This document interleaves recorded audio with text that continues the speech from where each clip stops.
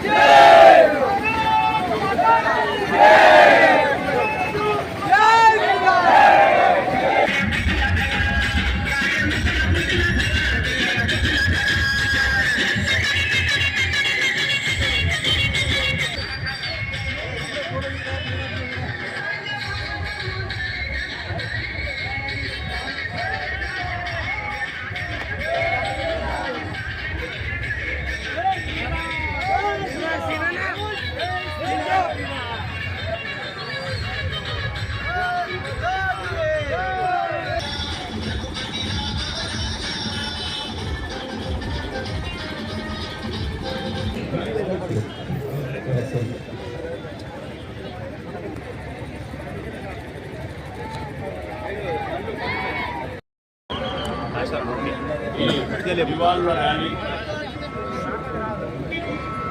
ఒకప్పుడు మన దేశం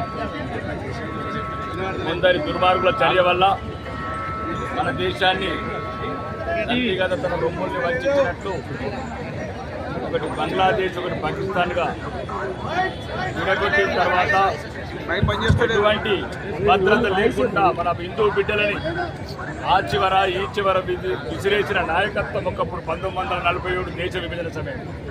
ఈరోజు బంగ్లాదేశ్లో జరిగిన సంఘటనలు హిందూ అన్న ప్రతి ఒక్కరికి రక్త కన్నీరు, కడుపులో దుఃఖము, కళ్ళల్లో కన్నీరు, ఏం చేయలేని నిస్సహాయత. ఏం పాపం చేశారు బంగ్లాదేశ్లో హిందువులు? 2 సంవత్సరాల అమ్మాయిని మానభంగం చేస్తున్నారు. ఒక్క అమ్మాయిని 140 మంది మానభంగాలు చేస్తున్నారు. ఏం పాపం చేసినాం రా? ఈ జన్మల హిందువుల పుట్టడమే మేము చేసుకున్న పాపమా? లేకపోతే మా దేశంలో ఉన్న పాపాత్ములైన హిందువులు మాకు సహకరించకపోవడం ఈ ఉద్యమానికి, హిందువుల హక్కులకు మేము చేసుకున్న పాపమా? ఒక్కడికి కన్నీరు రావట్లేదు ఈ దేశంలో. మేము అక్కడున్న దేశంలో బంగ్లాదేశ్ ఎవడైతే బంగ్లాదేశ్ ఇస్లామిక్ కుట్రదారులు ఉన్నారో, జమాతే ఇస్లామీ అంటే అక్కడ బంగ్లాదేశ్ సంస్థలు ఉన్నాయో, మీరు చేసిన ఉద్యమం ఏంట్రా? మీ రిజర్వేషన్ల గురించి ఉద్యమాలు చేశారు. ఈ సుప్రీంకోర్టు మీరు మాట్లాడుకున్నారు. మీరు ఎన్నుకున్న హసీనా గారు, మేమేసిన ఆర్మూర్ వాళ్ళమే తోటేయలే కదా. మీరు 3 సార్లు ఎన్నుకున్నారు షేక్ హసీనాని, ఒక స్వతంత్ర సమయ రోజు కూతురు. కానీ దీని వెనక కుట్ర ఉంది, గమనించాల్సింది మీడియా మిత్రులు ముఖ్యంగా. అంటే ఏ సందర్భం దొరికినా మైనారిటీ అయితే హిందువులను చంపు, వాడికి అవకాశం దొరకాలి. అక్కడ బంగ్లాదేశ్లో జరిగింది అది హిందువుల మీద కూడా ఒక రిజర్వేషన్ల ముసుగుల హిందువులను చంపటం. ఇక్కడున్న హిందువులకు ఒకటే చెప్పదలుచుకున్నాం. దయచేసి నేను మొన్న కూడా చెప్పిన మీడియా ద్వారా, ఆ దేశాన్ని వెంటనే సైనిక చర్య తీసుకొని మన భారతదేశంలో కలపాలి. అది ఎవడబ్బ సొమ్ము కాదు, మనమిచ్చిన సొమ్ము, మనమిచ్చిన ఆస్తి. 1971లో మన అమరవీరులు, మన ఆర్మీ జవాన్లు 3000 మంది సుమారు ఆత్మతర్పణ చేసి యుద్ధంలో మనము పుట్టించిన బిడ్డ అది. ఆ బిడ్డ ఈరోజు విషం కక్కుతున్నది. కొడుకులు నరనరాన విషం నింపుకున్న నా కొడుకులు హిందువులని ఇప్పటికే 22% ఉంటే 7% చేశారు. ఇంకేంటి? కాబట్టి దయచేసి ఇక్కడ బంగ్లాదేశ్లో కానీ ఇక్కడ హిందువులకు చెప్పదలుచుకున్నది ఈ మీడియా ద్వారా, దయచేసి భారతదేశంలో ఉన్న పార్టీలన్నీ మీరందరూ మాకు ప్రపంచంలో ఉన్న హిందువులందరికీ మద్దతు తెలపాల్సిన అవసరం వచ్చింది. ఇక్కడ కులాలు లేవు, పార్టీలు లేవు. దయచేసి ఎప్పుడైతే మిగతా ముస్లిం సోదరుల మీద, పాలస్తీనా మీద అట్లాంటి సంఘటన జరిగినప్పుడు దేశంలో ఉన్న పార్టీలన్నీ ఎట్లా మద్దతు తెలిపినాయో మేము కూడా ముస్లిం సోదరులను కూడా కోరుతున్నాం, భారతీయ ముస్లింలని, మా సోదరులని.